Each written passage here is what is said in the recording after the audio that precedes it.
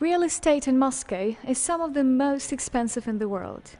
Buildings like these, once worth practically nothing after the fall of communism, now cost millions of dollars. And some people will do practically anything to get their hands on them.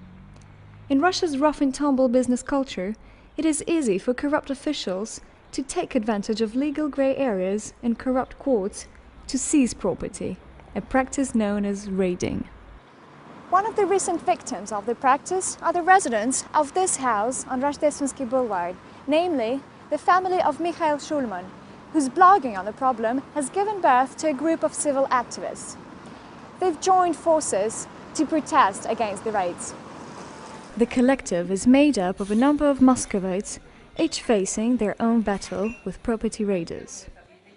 Mr. Shulman has been fighting for 6 years for the attic of his house. It's currently occupied by a private company, which he says is linked to corrupt city officials who have expropriated it using fake documents. He has been to court multiple times, but says the judges are on the side of the bureaucrats.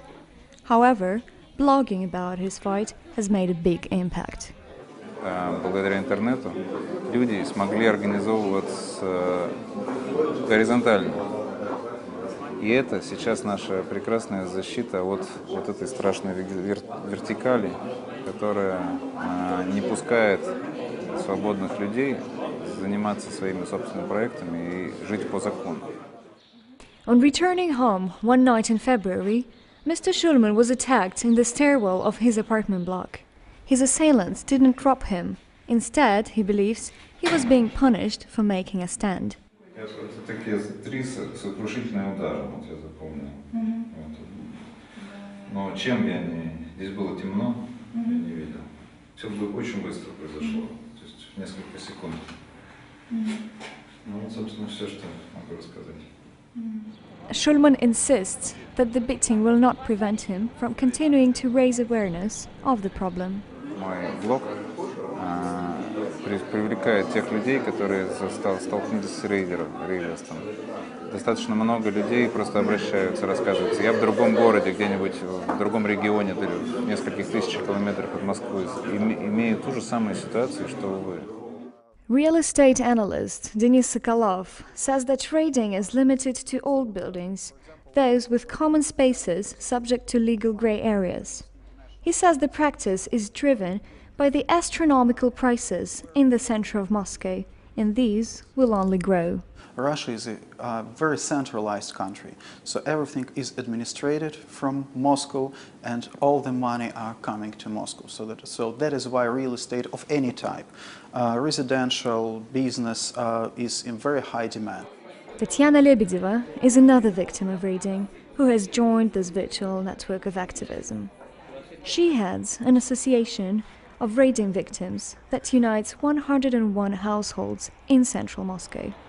She says they haven't registered officially for fear of reprisals from the city government. Только мы стали каким-то официальным органом, нас просто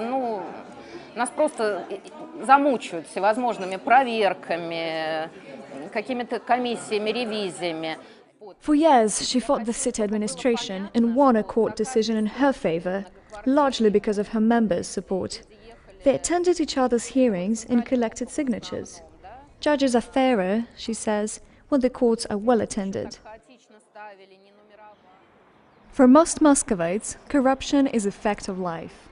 Even the influential and powerful can fall victim to groups of unscrupulous low-level bureaucrats. This pre-revolutionary house, for example, was the first luxury real estate for sale after the Soviet Union collapsed. Yet even its influential residents could not prevent raiders from seizing the basement. Такая очень любопытная особенность вот этой низовой российской коррупции, которая происходит на районном уровне, это то, что с ней часто ничего не могут поделать даже люди, обладающие огромным влиянием в масштабах всей страны. Ms. Lebedeva says that petty corruption of this type was one of the reasons Muscovites took to the streets to protest against the government last winter, and discontent is spreading. Пытались им объяснить, что вот такие мелкие чиновники, средние чиновники, большие чиновники, они сами своими чудовищными противоправными действиями, своим наглым цинизмом, они формируют из нас простых жителей, простых обывателей, простой домохозяйки. Они формируют из нас граждан, они формируют из нас оппозицию. More and more Russians are organizing to fight against corruption, she says, and more it seems to be working. Yulia Taranova, Financial Times, Moscow.